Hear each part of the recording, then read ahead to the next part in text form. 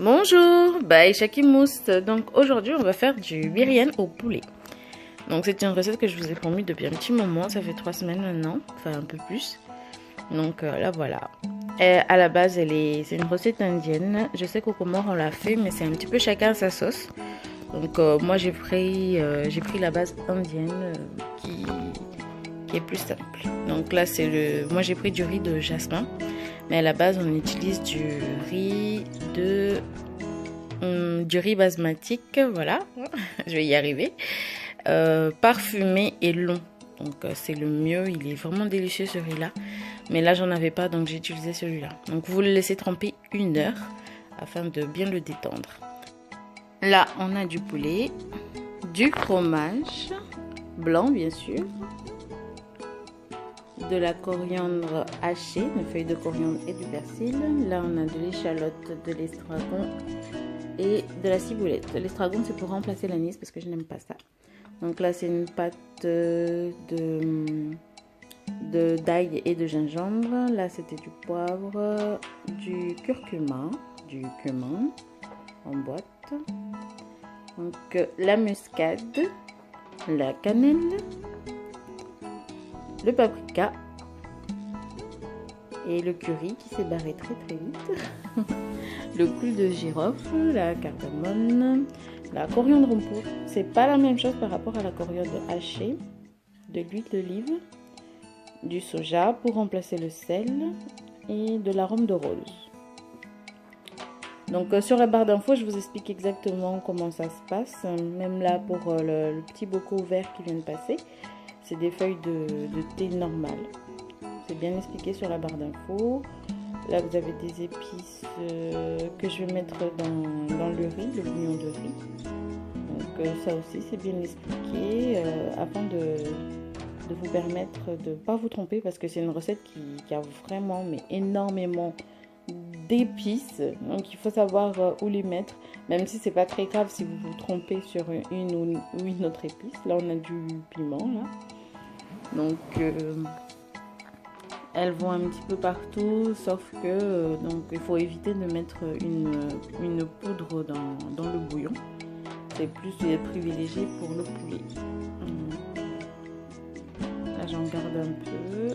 Voilà, on met toute la pâte. Donc on mélange bien. Là je mets les zestes de citron. C'est pas indiqué dessus, mais ça c'est pour mon plaisir à moi. J'aime bien les zestes de citron. Là, j'avais mis un petit peu aussi de conserva. Donc, on met les épices une par une. Si vous les avez pas en poudre, vous pouvez les utiliser en grains et les moudre bien comme il faut. Vous faites du masala. Ça aussi, je l'ai dit sur la barre d'infos. Donc, vous faites un bon masala avec tous les épices si vous n'avez pas envie de les mettre une par une.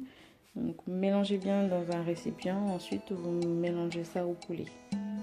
Donc les feuilles de thé que j'ai dans le petit bocal, comme je vous l'ai dit, je les ai bien expliquées. En plus, j'ai rajouté des feuilles de laurier, des feuilles de verveine, et afin de relever encore un peu plus le goût. Il y a de la citronnelle, c'est vraiment des feuilles de thé à la mahoraise, et en plus une touche bien présente de ma part, moi, une touche de Aïcha Kimous. Donc là, on mélange bien. Vous pouvez faire ça et le laisser 24 heures en avance, bien filmé au frigo. Comme ça, il y aura encore plus de goût. Donc là, on a le lait. Donc le safran, c'est quelque chose d'assez particulier. Je ne connaissais pas. Donc après la vidéo, on m'a bien fait comprendre qu'il ne fallait pas faire ce que j'ai fait là. D'accord ? On ne mélange pas dans le lait. On le pose tout simplement. Comme ça, le colorant du safran se dégage bien profondément. Alors que si vous le mélangez, là, vous avez tout détruit.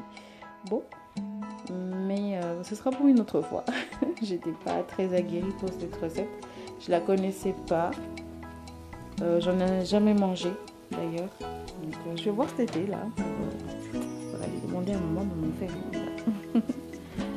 Donc là, c'est le bouillon que je prépare. Donc il faut qu'il bout à fond, hein, vous le voyez bien.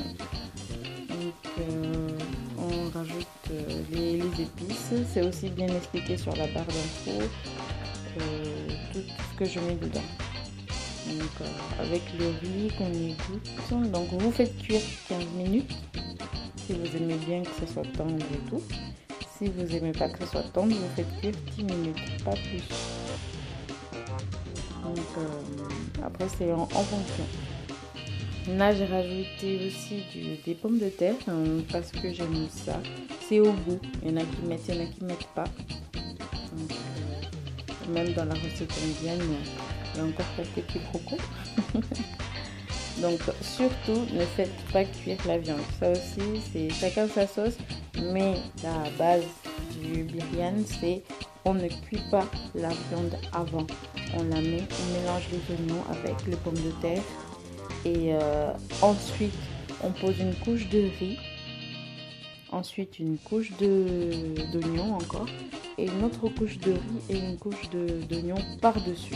Donc là j'avais pas beaucoup de riz, donc j'ai fait seulement une seule couche, donc normalement c'est deux. Donc vous mettez ça bien là et vous n'allumez pas le feu pour l'instant. Vous mettez bien vos trucs dans la marmite, vous la préparez. Donc là c'est le safran qui est un peu mal coloré parce que je l'ai mélangé d'ailleurs, donc faut pas le mélanger. Et une cuillère à soupe, là j'ai mis un bouchon d'arôme de rose, on peut mettre une cuillère à soupe ou deux en fonction de votre goût. Donc on cuit 35 minutes, on éteint le feu, on laisse 10 minutes de repos pour que ça se diffuse bien profondément. Ça sent bon et délicieux. Et c'était bon et délicieux. Je connaissais pas la recette, je l'ai jamais goûté, mais délice. Donc je vous souhaite de bien vous régaler, un bon appétit et à une prochaine vidéo.